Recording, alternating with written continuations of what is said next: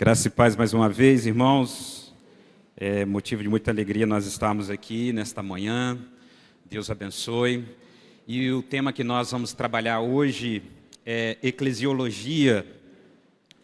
Talvez seja um tema já conhecido de alguns irmãos, os que já frequentam há uma longa data a igreja.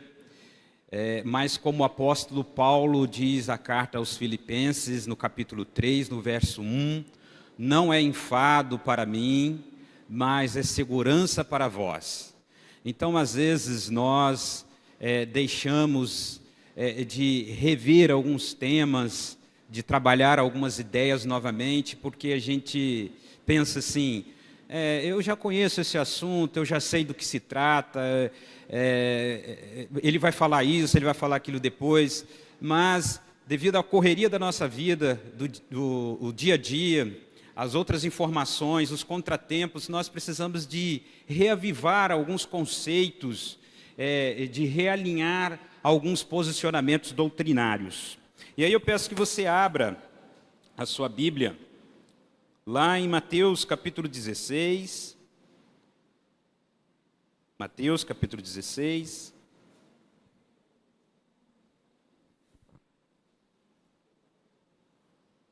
e nós vamos, ali está escrito a partir do verso 18, mas vamos um pouquinho mais atrás, no verso 16 também.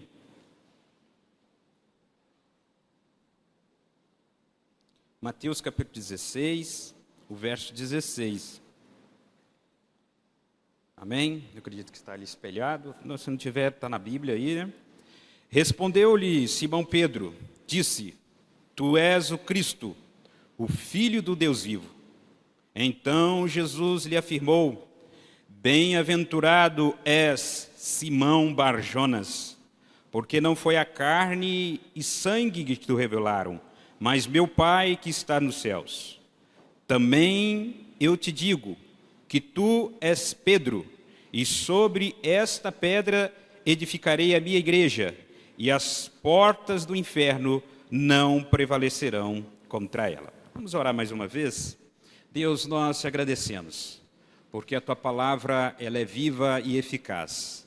A tua palavra ela é atual, Deus. E nós te agradecemos que nesta manhã apenas a minha voz ecoe nos ouvidos dos teus filhos e das tuas filhas, mas que o teu Santo Espírito fale aos nossos corações, em o nome do Senhor Jesus. Amém. Pois bem, irmãos, eclesiologia. Alguém já viu falar sobre isso? Já ouviu falar sobre isso? Eclesiologia. Eclesiologia é o estudo acerca da igreja. Trata sobre a doutrina bíblica da igreja. A eclesiologia é uma subdivisão da teologia sistemática. Então, quando você estuda teologia, você estuda diversos assuntos, e dentro desses subtópicos você tem a eclesiologia, que é o estudo da igreja do Senhor Jesus. A eclesiologia, ela trata basicamente da natureza da igreja, da característica da igreja, do seu propósito e a missão da igreja na face da terra. Então, este é de um assunto de suma importância para que nós venhamos saber qual é o nosso papel. Porque a eclesiologia, ela vai trabalhar a natureza da igreja. O que é a igreja? Quais são as características de uma igreja verdadeira? Quais são os propósitos da igreja? Para que ela foi criada? Para que ela existe? E qual é a missão da igreja na face da terra? A missão da igreja é pregar o evangelho e boas obras? Ou só boas obras e o evangelho em segundo plano? Quando nós estudamos eclesiologia, nós vemos quais são os papéis da igreja do Senhor Jesus Cristo na face da terra. E aí, nós precisamos de algumas definições para que a gente entenda a etimologia da palavra. O termo igreja, ele não surgiu por acaso. Não é obra do dicionário, não é um rótulo que foi criado num cartório, num registro.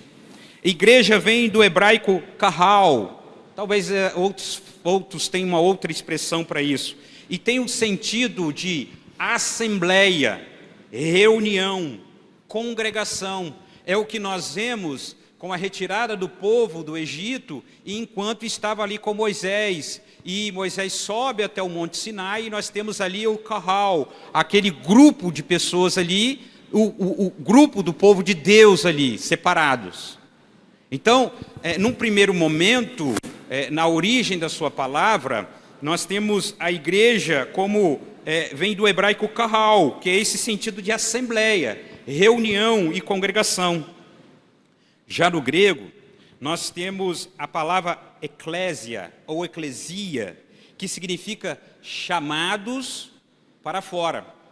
Mas é preciso que nós venhamos também entender que essa palavra eclesia ou eclésia não necessariamente se aplica tão somente à igreja, como nós vemos aqui, mas na Grécia Antiga, a reunião daquele povo, das pessoas em torno da vida política, era chamada de eclésia ou eclesia.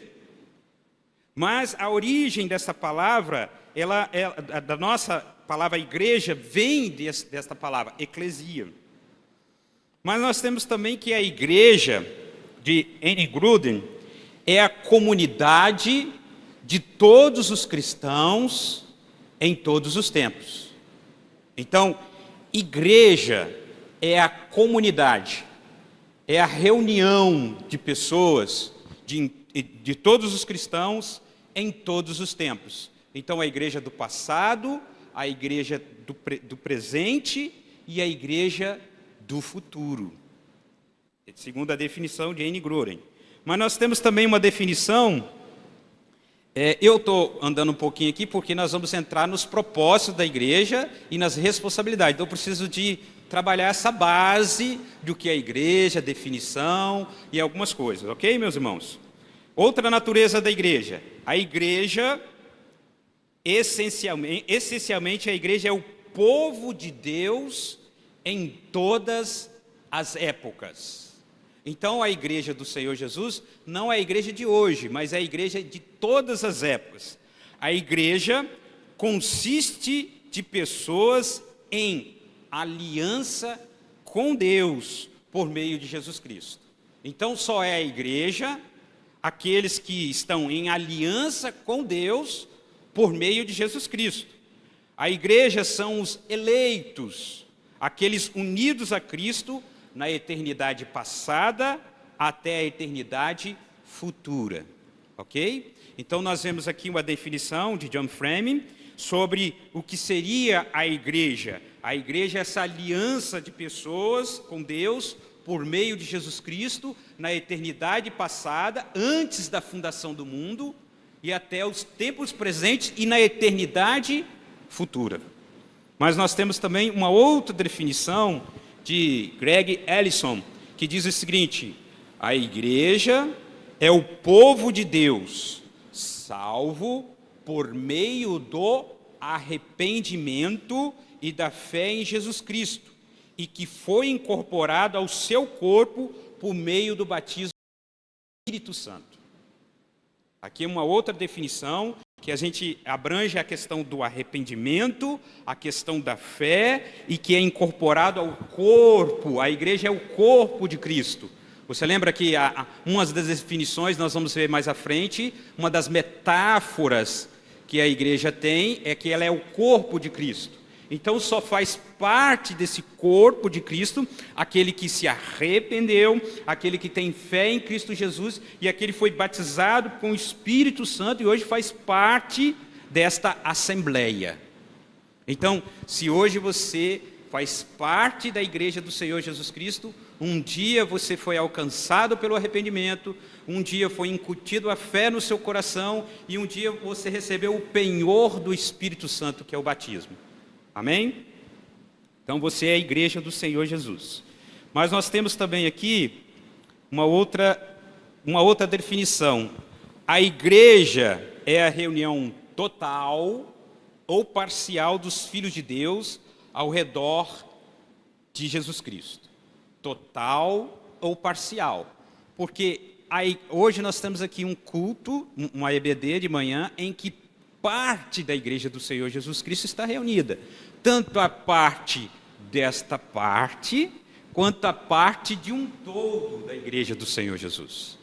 A igreja do Senhor Jesus Cristo no mundo como um todo. Então aqui esta manhã nós temos parte da igreja do Senhor Jesus Cristo reunida. Mas uma das definições, e essa eu queria que você prestasse bem atenção, que é a definição de Agostinho sobre a igreja do Senhor Jesus. Agostinho diz que a igreja, ela possui duas manifestações: a igreja invisível e a igreja visível. Isso é muito importante para que nós venhamos entender algumas coisas que se acontecem aqui enquanto a igreja existe. E aí, a igreja invisível, o que seria a igreja invisível? Vocês saberiam, porque a definição já foi colocada ali. A igreja invisível são aqueles que constituem a igreja de Jesus Cristo, ou seja, aqueles que são verdadeiramente regenerados. Essa é a definição de R.C. Sproul. Mas Gruden também dá uma definição sobre a igreja, o que é a igreja invisível. A igreja invisível é a igreja como Deus vê. Então, a igreja invisível é aquela igreja de que eu não consigo ver. Quando nós olhamos para as diversas denominações, e já adiantando um pouco, nós vamos ver a igreja visível. Mas dentro de uma igreja visível, nós temos a igreja invisível. Eu não posso aqui mensurar entre os irmãos e as irmãs aqui quem realmente é a igreja do Senhor Jesus. Isso é uma tarefa, isso faz parte do que Deus pode ver. É Ele que vê. Esta semana eu pude explicar a um amigo em que ele tem diversos conflitos com o que é a igreja, e ele pensa que a igreja é um CNPJ, é uma instituição, é uma associação de pessoas. E aí, quando eu expliquei a ele a diferença entre a igreja visível e a invisível, ele ficou mais confortável com o que acontece. A igreja invisível, também segundo Sproul, é assim chamada porque, conforme a Escritura, nós podemos avaliar a profissão de fé dos outros e o seu compromisso com Cristo somente com base em aparências exteriores. Se alguém me diz que é um cristão, eu tenho que admitir que ele está falando a verdade. Não sou capaz de ler o seu coração. Então, aqui, nós, como uma igreja reformada, uma igreja presbiteriana, em que a pessoa, para fazer parte do hall de membros, ela precisa de adotar certas posturas, e dentre elas fazer a pública profissão de fé, e normalmente nós a fazemos aqui à frente, nós não podemos avaliar se aquela pessoa é não ou crente. Nós não podemos dizer ou não se aquela pessoa está sendo sincera, porque ali nós estamos enxergando a igreja visível. Mas a igreja invisível, então somente Cristo Jesus pode fazer essa avaliação. Somente o Santo Espírito de Deus é que sonda os corações.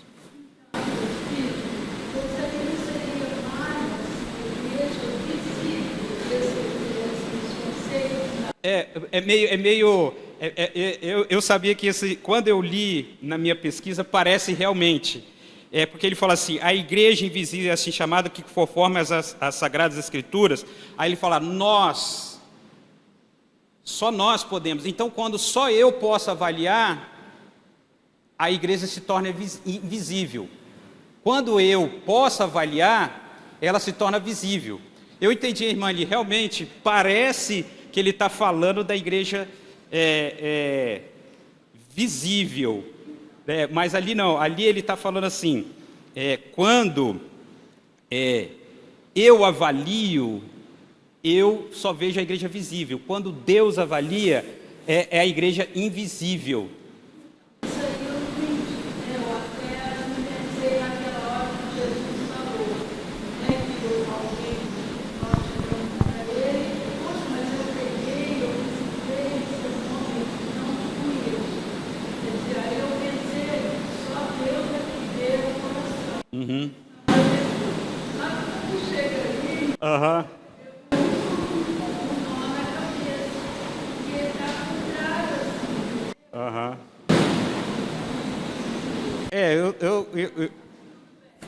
Porque ele está falando aqui, se alguém me diz que é um cristão, eu tenho que admitir que ele está falando a verdade. Aí é a igreja visível. Não sou capaz de ler o seu coração. Aí é a igreja invisível. Entendeu? Mas é a definição, diz Sproul mesmo, é a definição dele. Amém? Quando eu li, eu falei, realmente a tradução às vezes dá uma quebrada, mas ele aqui realmente ele está definindo a igreja invisível. Vamos lá. A igreja invisível é constituída por todos os verdadeiros salvos, tanto os vivos quanto os que já morreram e já estão com Cristo no céu. Então a igreja é tantos que estão aqui, e aí a gente costuma dizer, né? A igreja triunfante, a que está no céu, né? E a igreja que está aqui lutando, combatendo, a igreja que está militando. Então a igreja é isso. Ela, nesse ponto de vista, é a totalidade. A igreja é a totalidade da igreja terrena e da celestial, de crentes de todas as épocas. Então, os que estão no céu e os que estão na terra. E um dia nós seremos unidos a todos eles. Amém? Ela é invisível porque apenas Deus a conhece completamente. Ele sabe quem são os seus. Aí agora a definição de visível. Talvez agora de Gruden vai ficar mais visível. A igreja visível vai ficar mais visível. A igreja visível é a igreja como os cristãos a veem na terra. Como que você vê uma igreja na terra? Primeiro, uma localização geográfica. Depois, com um nome. Depois, com uma organização. Né? Por exemplo, lá em Alvorada, Jardim Marilândia, teve todo aquele processo de organização da igreja. Mas a igreja já era igreja. Se fez assim porque se faz necessário o cumprimento de regras, de norma, do Código Civil e dentre outras coisas, de direito tributário e assim por diante. A igreja visível é a igreja como os cristãos veem na terra. Nesse sentido, a igreja visível inclui todos os que professam fé em Cristo Jesus e dão provas de tal fé na vida. Aí parece um pouco incoerente aqui também. E realmente as pessoas dão provas na igreja visível. Elas vêm ao culto. Eu esqueço que não pode ir um pouquinho para frente lá em Alvorada. Elas vêm ao culto, elas entregam dízimo, elas são ofertantes, às vezes são professores, né? Às vezes pastores, presbíteros, diáconos, e não há nada que conteste, eles dão provas de que são. Mas algumas características da igreja, que também parece um pouco incoerente, ela é una. A igreja é só uma. A igreja universal, não universal do reino de Deus, e o termo católico, não de católico no sentido da igreja católica, mas a igreja é una. A mesma igreja aqui, é a igreja na Europa, na Ásia, na África, nas Américas, em todo lugar. A igreja é una. A igreja é una. Mas também a igreja é indivisível. E aí também a gente fala, como assim? Né? A igreja é indivisível, se há diversas divisões, né? Mas a igreja do Senhor Jesus, a igreja invisível, ela é indivisível. A igreja invisível, ela é una. Essa divisão em denominações, nós assim a temos por diversos fatores. Fatores principalmente doutrinários. Nós temos a Reforma Protestante, nós temos as igrejas que se dizem cristãs, né, dentre a Igreja Católica e todas as demais igrejas, os espíritas, algumas vertentes, né, dentro do espiritismo, se dizem cristãos, e nós temos as igrejas cristãs. Aí nós temos a Reforma. Aí da Reforma nós temos um grupo que defende uma doutrina. E aí nós vamos fazendo aquelas subdivisões. E aí, se você for olhar, nossa denominação, a Igreja Presbiteriana, está numa divisão bem pequenininha lá dentro, por questões doutrinárias, questões que envolvem questões de escolha de governo, a forma de liturgia, e entre outras coisas. Então, as divisões que assim nós temos, irmãos, dentro das igrejas, elas são mais denominacionais, e elas estão ligadas mais às questões pequenas. Se assim não for, nós não estamos nem tratando de uma divisão da igreja, nós estamos tratando de seitas, ok? Se assim não for. Se assim não for. A igreja, ela é universal, a igreja é triunfante, né? E aí, essa definição, essas definições não estão assim, propriamente dita na Bíblia, mas a igreja é perfeita. A igreja é perfeita? A igreja é perfeita, irmãos. A igreja é perfeita. A noiva de Cristo, ela é sem ruga e sem mácula. Nós somos os santos de Deus. Nós somos o povo escolhido de Deus. Nós somos o que nós somos, não pelo que aquilo que a gente faz, ou pelo aquilo que a gente é, mas pelo que aquilo que Cristo Jesus fez por nós, imputando-nos justiça. Nós estamos aqui num processo de santificação. Ao longo da história da igreja, atribui-se o título de santo somente a algumas figuras de destaque, ou que, em tese, promoveram alguns milagres, algumas coisas. Mas nós somos os santos de Deus. Então, a igreja do Senhor Jesus, ela é perfeita, no sentido daquilo que Cristo fez por ela. Então, nós não podemos perder isso de vista, irmãos, para que nós não venhamos ficar atacando a igreja do Senhor Jesus, a noiva de Cristo. Nós temos que ter esse devido cuidado. Amém? Mas eu queria trazer também aqui algumas definições, e aí eu vou precisar da ajuda dos irmãos aí, para que a gente possa ler alguns versos. A igreja, algumas metáforas. O que é metáfora? É tipo, se você dizer, vai ser aquilo, né? A igreja é uma família. E aí eu ia pedir a alguém que abrisse em 1 Timóteo, capítulo 5, verso 1 ao verso 2. Alguém aqui tem um pulmão forte aí e possa ler forte.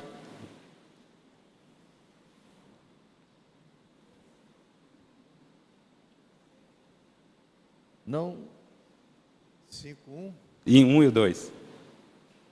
Não repreendas ao homem idoso, antes exorta-o como a pai, aos moços como a irmãos, às mulheres idosas como a mães, às moças como a irmãs, com toda pureza. Amém. Olha como que Paulo, ele orienta a Timóteo a tratar as pessoas da igreja. E aí, presbítero, você vê que ele dá alguns títulos a essa pessoa, tipo, como irmã, como tal, como uma família. Nós somos a família de Deus. E é engraçado que, como família, temos problemas, né, irmãos? Como família. Quem é aqui que não tem uma família, né? Família mesmo terreno, aqui não tem alguns problemas. Então, como família de Deus, nós temos que nos tratar com respeito. Os mais novos tratando os mais velhos com respeito. os mais velhos tendo que a fornecer os mais novos, sendo exemplo em tudo, admoestando, cuidando. Então, nós somos a família de Deus, né? Então, quando eu olho aqui, sabe, presbítero Rui, eu estava falando com uma pessoa que perdeu um ente querido, e ela ficou muito abalada com isso. A sua vida desandou, desacabou. E eu disse para ela que na cruz de Cristo nós temos substitutos. Na cruz de Cristo nós temos substitutos. Quando Jesus está morrendo lá, ele vê a sua mãe Maria chorando e ele vê o discípulo João. E ali ele faz uma substituição. Mulher, eis aí o teu filho, filho aí a tua mãe. Então, quando nós estamos aqui na igreja do Senhor Jesus, aqueles que perdem um filho, têm outros filhos aqui. Por mais que não consiga ter mais filhos. Aqueles que perdem o pai, por exemplo, eu perdi meu pai para o câncer, dia 31 de dezembro, e eu encontro substitutos em algumas pessoas na igreja. Por isso que a dor diminui. Então a igreja do Senhor Jesus é uma família, irmãos. Nós temos que amar a nossa família. Amém? Quando Pedro vai questionar Jesus, falando, olha, nós deixamos tudo para te seguir, e o que a gente vai ter? Jesus fala, vocês vão ter 100 vezes a mais de irmãos, irmãs, filhos, mas ele diz algo, com tribulações. Pode ir lá olhar, com tribulações. Então é esse choque mesmo que a gente tem aqui às vezes, nesse processo da santificação. Então enxergue, meu querido e minha querida, aquele irmão do banco, aquele chefe de departamento, o presbítero, o diácono, o pastor, como uma família sua. Que vocês estão ligados a ele pelo sangue de Cristo. É o sangue de Cristo que ligou vocês. Amém? Mas a outra metáfora para a igreja é a noiva. Eu estou olhando aqui, eu acho que não vai dar muito tempo, que eu tenho algumas coisas ainda para falar. A noiva, nós somos a noiva de Cristo, irmãos. E como uma noiva, eu acho que vai dar para ler, se der, Efésios 5:32. Alguém consegue ler Efésios 5:32? Grande é este mistério, mas eu me refiro a Cristo e à igreja. Então, o que eu vejo? Eu vejo que nós aqui, nós somos a noiva de Cristo. E o que uma noiva se faz, irmãos? Aqui, eu tenho 14 anos que casei com a minha esposa. São 14 anos. Ainda não temos filhos, vamos continuar orando aí, amém? 14 anos. Esses dias eu estava olhando, perdão, meu querido, esses dias eu estava olhando as fotos do álbum do nosso casamento, como a minha esposa estava linda no casamento. Meu Deus do céu, eu não acreditava. Né? Aquela menina de 23 anos de idade. E é assim, sabe, irmãos, nós, como a noiva de Cristo, nós temos que estar adornados, preparados para aquele grande dia, não nos contaminando com as coisas do mundo, sabe, vivendo para aquilo que nós somos chamados, a noiva de Cristo. Você é a noiva de Cristo, amém? Mas também nós somos o rebanho de Deus. Alguém tem aí o rebanho de Deus? Eu acho que eu botei 10, mas que é o 10:1. Se não for, vamos pular. João 10:1.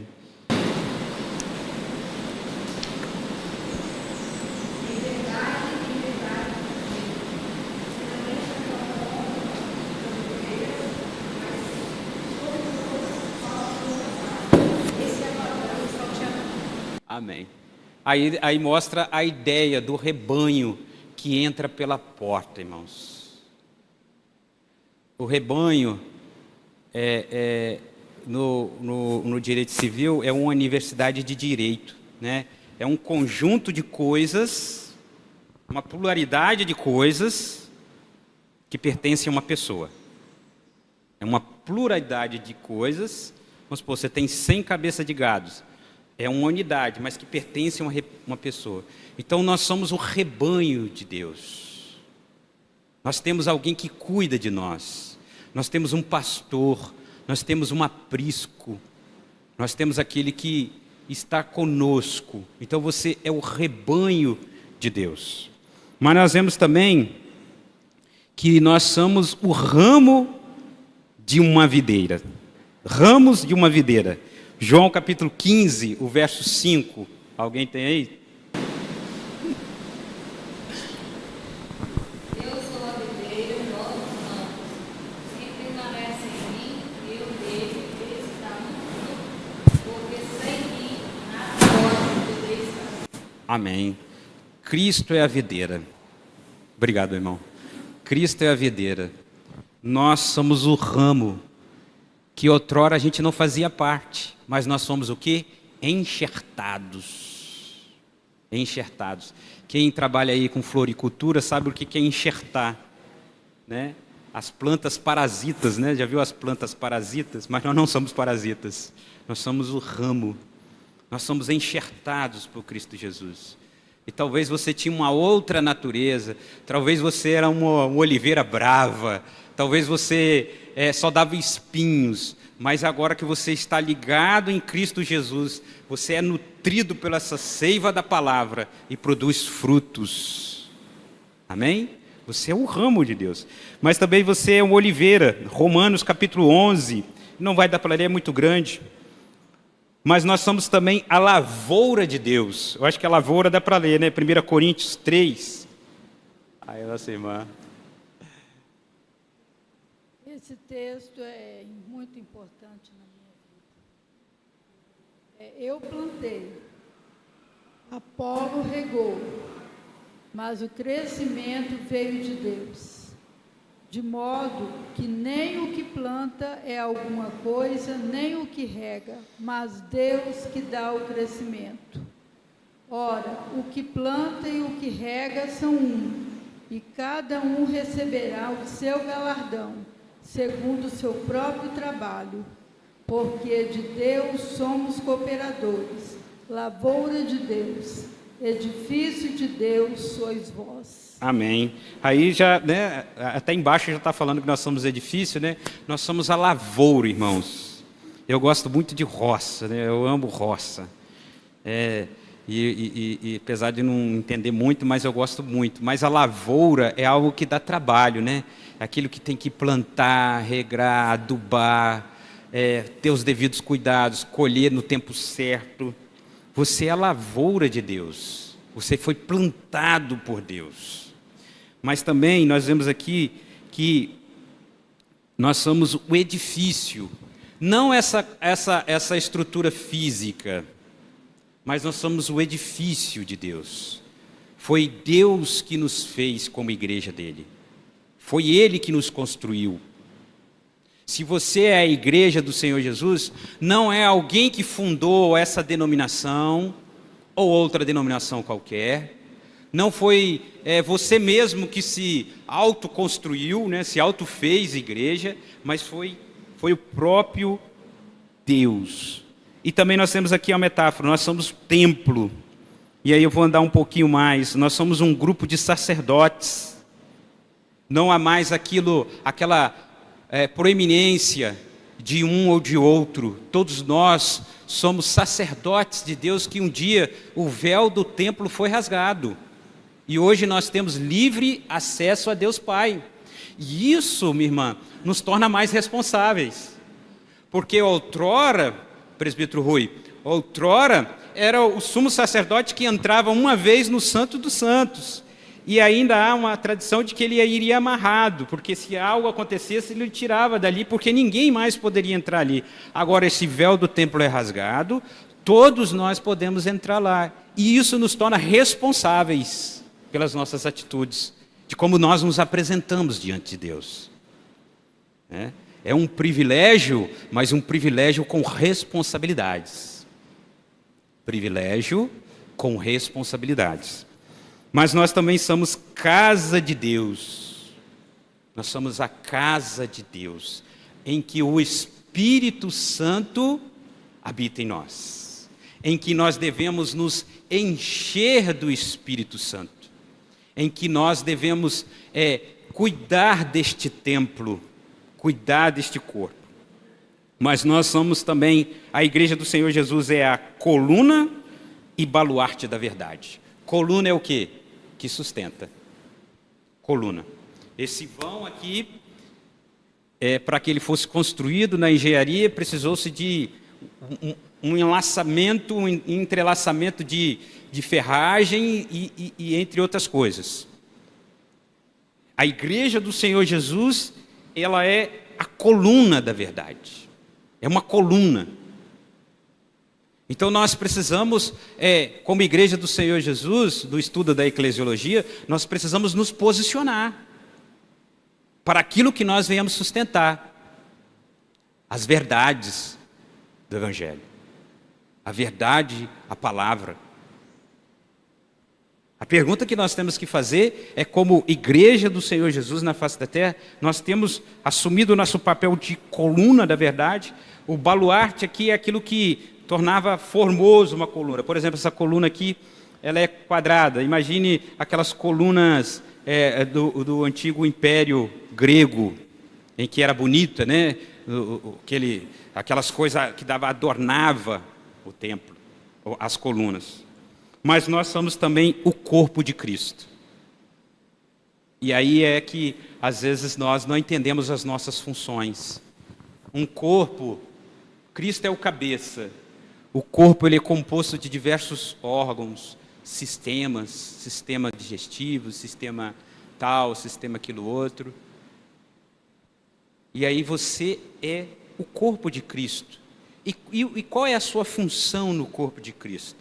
O irmão aqui, antes do dízimo e da oferta, ele tratou sobre os talentos. E aí, os talentos é aquilo que você pode exercer nessa igreja como um corpo. Neste corpo, você tem exercido as suas funções.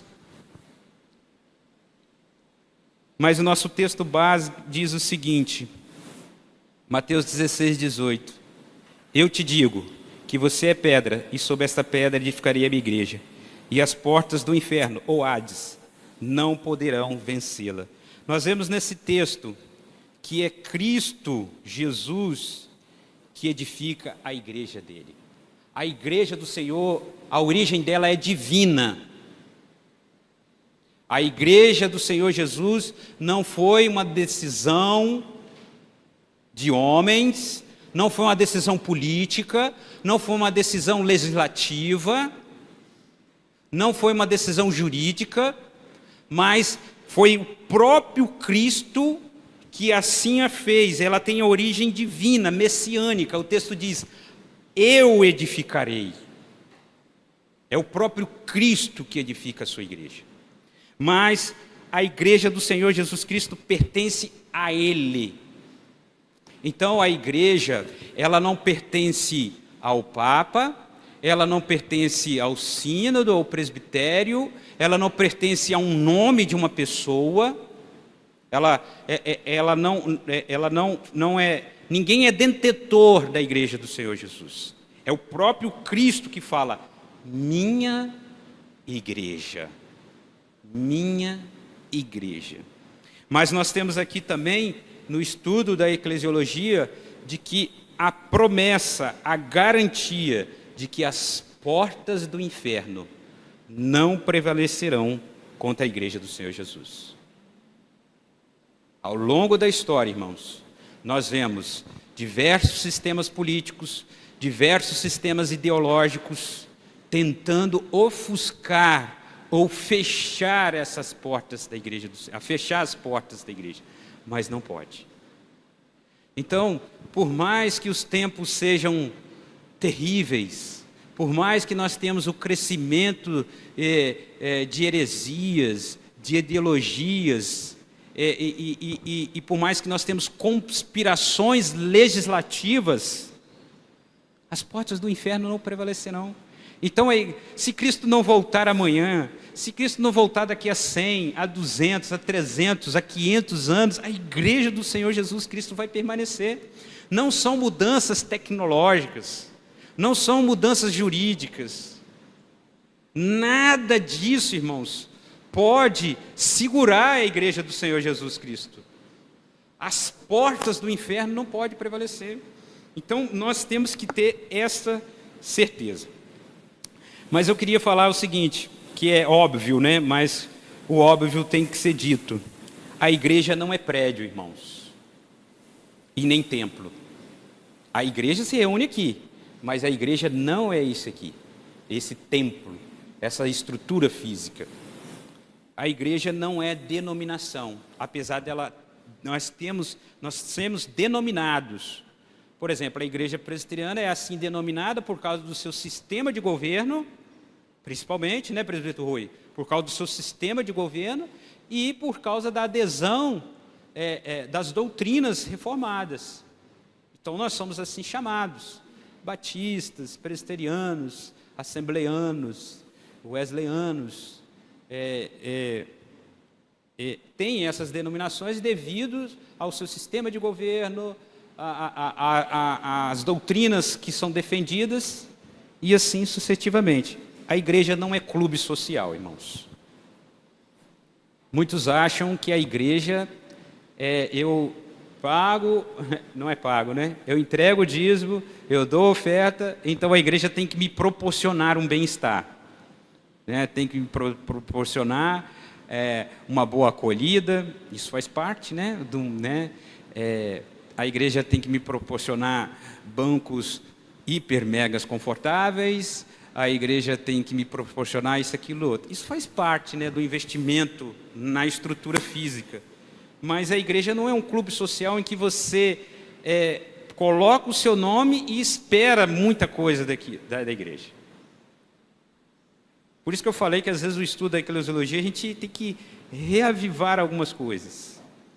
A igreja não é individualizada. Não sou eu, Austrélio, que sou a igreja. Somos nós que somos a igreja.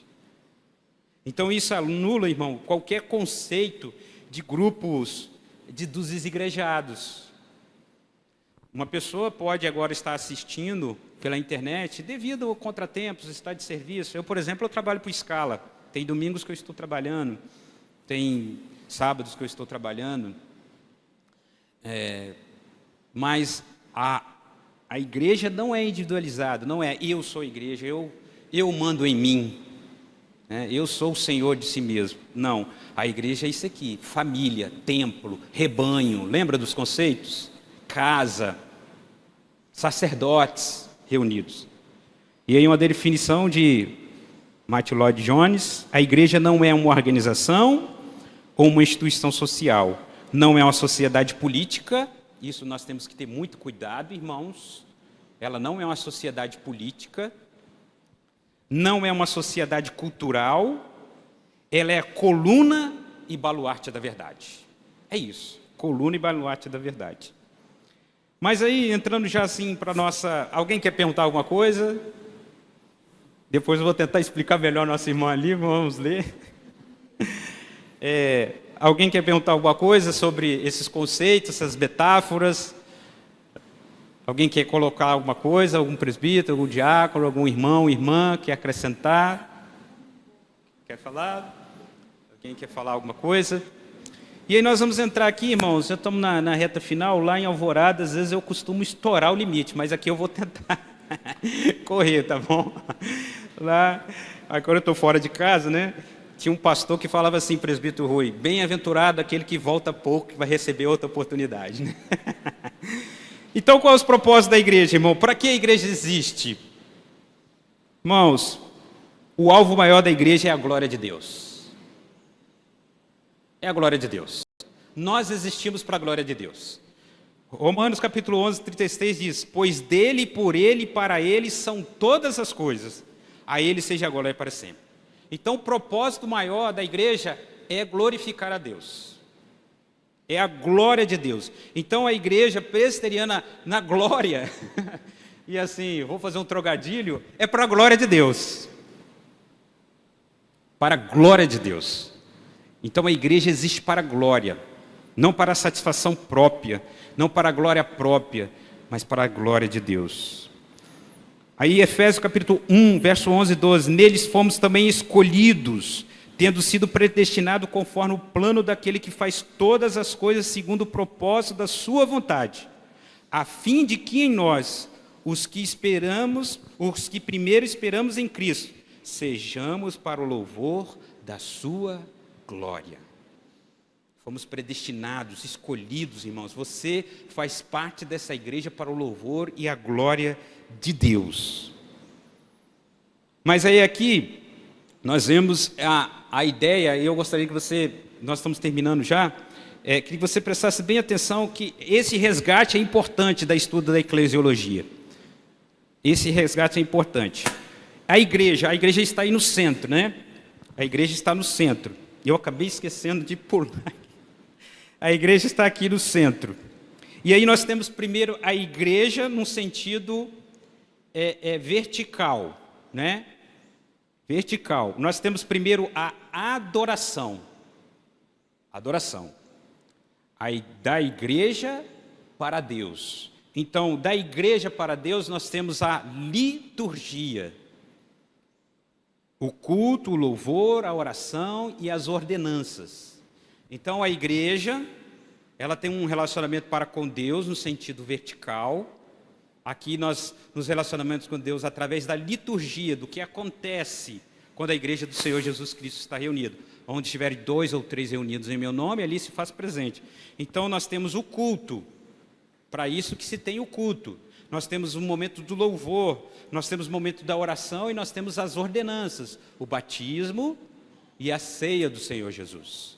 Mas nós temos também um relacionamento vertical de Deus para nós, que é a instrução bíblica.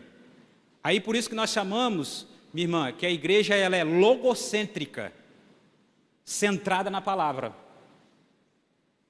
Então, quando eu falo assim, que é de Deus para a igreja a instrução bíblica, é o que Deus nos deu da sua palavra.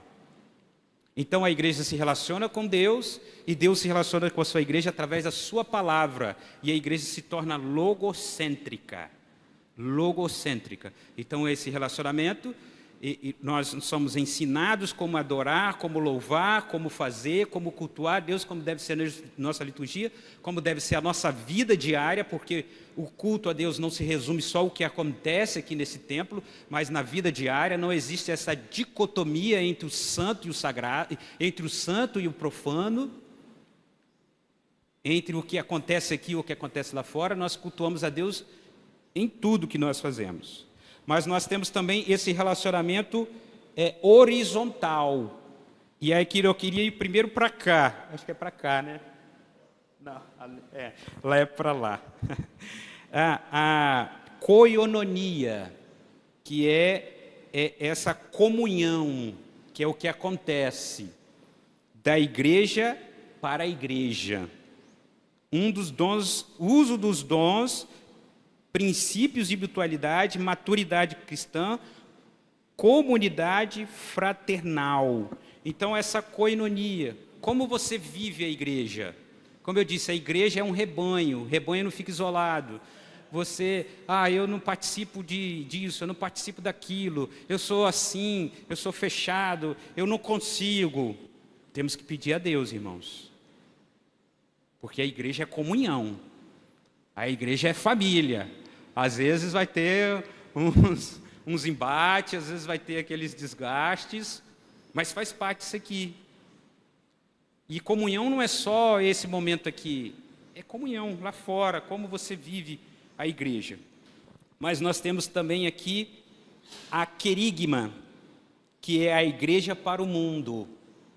A igreja se projetando para o mundo, que é a evangelização, o discipulado, missões e boas obras. Por isso que nós dizemos que a igreja é missional. A igreja é missional.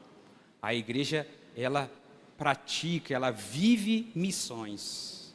Missão não é um departamento da igreja. Missão é um dos propósitos da igreja. Pregar o evangelho. Então, liturgia, nós temos aqui a didascalia, a instrução para com Deus, nós temos a comunhão e nós temos o querigma, a missão. Eu não vou ler porque é muito grande, eu estou vendo aqui que o tempo já está corrido. Então, a edificação, E isso acontece na comunhão, edificando uns aos outros, exortando uns aos outros. E como que se vive isso? Comunhão, sem convivência, irmãos. Não existe, presbítero, a igreja isolada. Nós vivemos isso aqui. Então, quando eu botei aqui, os dois objetivos principais da igreja é a edificação dos santos e a evangelização dos perdidos. Então, nós nos edificamos e evangelizamos o mundo. E a edificação e a evangelização. O texto nos diz assim: portanto, vão e façam discípulos de todas as nações, batizando-os em nome do Pai, do Filho e do Espírito Santo, ensinando-os a obedecer a tudo que ordenei vocês, e eu estarei convosco, eu estarei sempre com vocês até o fim dos tempos. Gruden diz, essa obra evangelística de proclamar o Evangelho é o ministério principal da igreja, possui com relação ao mundo. Então, a evangelização, irmãos, é o ministério principal da igreja. O ministério principal da igreja é a evangelização. Se a igreja não é evangelística, alguma coisa está errada. Alguma coisa está errada em nós. Nós temos que rever quais são os nossos propósitos. E aí nós temos essa concomitância disso. Mas receberão poder do Espírito Santo descer sobre vós, e serão minhas testemunhas em Jerusalém, em toda a Judéia e Samaria, até os confins da terra. É o quê? Algo local, se expande mais geograficamente e vai a algo mais universal. Então, esta igreja, ela tem um compromisso com essa comunidade da glória e adjacência, uma responsabilidade evangelística, mas também tem uma responsabilidade com aqueles que estão evangelizando mais distante. É por isso que nós contribuímos com missão. E aí, eu queria terminar baseado deixei aí o último slide, a igreja e suas responsabilidades. Diante do que tudo foi dito aqui esta manhã, dos propósitos da igreja visível, da igreja invisível, do que é a igreja, templo, corpo, rebanho, sacerdotes, família, de que a igreja, um relacionamento com Deus, um relacionamento de Deus para conosco, a comunhão, a missão. Qual é a responsabilidade da igreja? Qual a nossa responsabilidade? Nós temos cumprido o nosso papel de verdadeiros adoradores? Temos adorado a Deus em espírito e em verdade? Temos nos apresentado como uma noiva sem ruga e sem mácula? Será que nós temos sentado na mesa do Senhor e na mesa dos demônios? Paulo nos exorta sobre isso, de não sentarmos na mesa do Senhor e ao mesmo tempo na mesa dos demônios. Nós temos responsabilidades como crentes, mas nós também temos responsabilidades como uma família, de amparar uns aos outros. E quando eu falo amparar, irmãos, não é só financeiramente, porque é fácil tirar um dinheiro do bolso e ajudar. Agora, difícil é viver como família. A responsabilidade de pais espirituais de alguém, se assim podemos dizer, de auxiliar os nossos jovens, os nossos adolescentes, de viver essa comunidade aqui, de contribuir com o reino, e aí eu falo financeiramente também, contribuir com missões, ter um coração liberal, de investir em pessoas e em causas em prol do reino. Retomo a palavra do nosso irmão aqui em Mateus capítulo 25, sobre os talentos. Qual é a sua responsabilidade com o talento que o Senhor tem te confiado?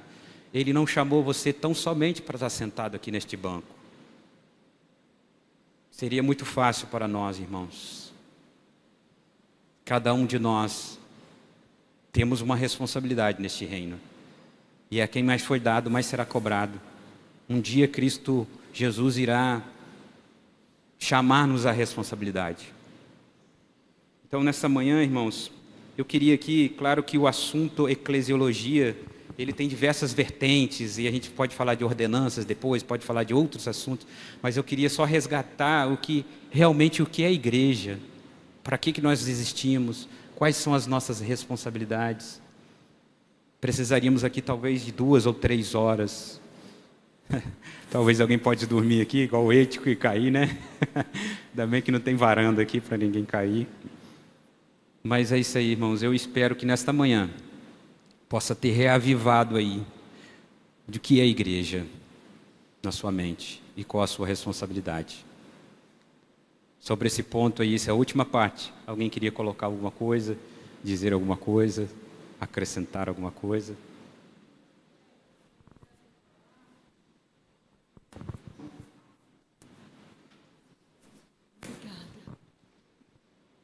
Maravilhosa a palavra, a lição de hoje, né? Faz a gente pensar, refletir, estudar mais a Bíblia, se aprofundar mais. O que eu quero falar é que nós aqui, né, cristãos da Igreja Presbiteriana da Glória, nós devemos amar mais, criticar menos.